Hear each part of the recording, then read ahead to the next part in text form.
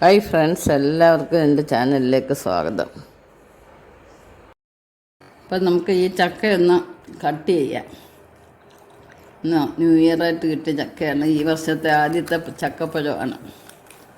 നമുക്ക് കട്ട് ചെയ്ത് കഴിക്കാം. അപ്പോൾ ഇതിൻ്റെ ഒരു പങ്ക് നിങ്ങൾക്കൂടെ തരുകയാണ്. അപ്പോൾ ഫ്രണ്ട്സ്, നമുക്ക് ഈ ചക്ക എങ്ങനെ കട്ട് ചെയ്യാമെന്നുള്ളത് കാണിച്ചു തരും. കണ്ടില്ലേ, ഈ വർഷത്തെ പുതിയ ചക്കയാണ്. നമുക്കെല്ലാവർക്കും ഇതൊന്ന് പറിച്ച് തരാം. കണ്ട, ചക്ക പറിക്കാൻ എളുപ്പമുള്ള ഒരു വഴിയാണ്. ചക്ക മൂടം കണ്ടിക്കുക, അതിങ്ങനെ വിലസിയെടുക്കുക. എന്നിട്ട് നമുക്ക് ഇതിൽ നിന്ന് ഓരോ ചുളയായിട്ടിങ്ങനെ അടുത്തിയെടുക്കുക. എന്ത് രസമുള്ള ചക്ക എന്നറിയാം, ചെമ്പരത്തി വരിക്ക എന്ന് പറയുന്നത്. അപ്പോൾ ഇതെല്ലാം നമുക്കൊന്ന് പറിച്ചെടുത്താലോ. അപ്പോൾ ഇത് നമുക്ക് പെട്ടെന്ന് ഇതിൻ്റെ ചവണി കളയുന്ന ഒരു രീതിയാണ്.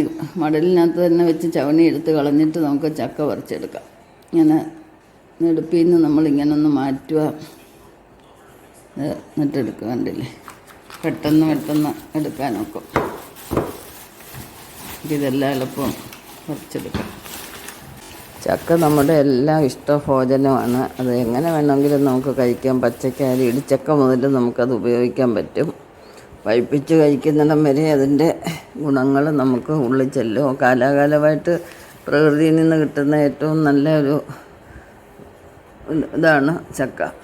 അപ്പോൾ ഷുഗറൊക്കെ ഉള്ളവർക്ക് ഏറ്റവും നല്ലതാണ്. പഴുപ്പിക്കാതെ തന്നെ ഇടിച്ചക്ക പരുവം മുതലെടുത്ത് ഉപയോഗിക്കാം. ഇപ്പോൾ സീസൺ അല്ലാതെ നമുക്ക് ചക്ക കിട്ടുന്ന പുതിയ ഇനം പ്ലാവും തൈകളുണ്ട്. അതെല്ലാം വാങ്ങി നട്ടുപിടിപ്പിക്കുക എല്ലാവരും. 1-2 ചേരിയൊക്കെ ഇരിക്കുന്നുണ്ട്.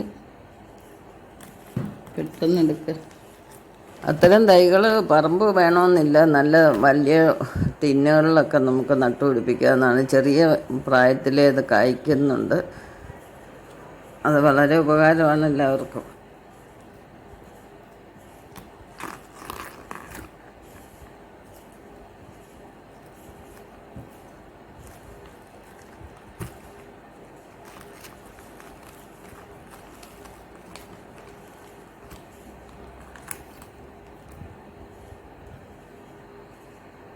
നമ്മുടെ ചക്ക എല്ലാം പറിച്ചെടുത്ത് എന്ത് ഭംഗിയാണ് കാണാൻ. കണ്ടില്ലേ,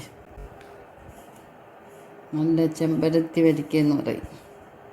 അപ്പോൾ ഇതുകൊണ്ട് നമുക്ക് നല്ലൊരു ഡിഷ് ഉണ്ടാക്കാം.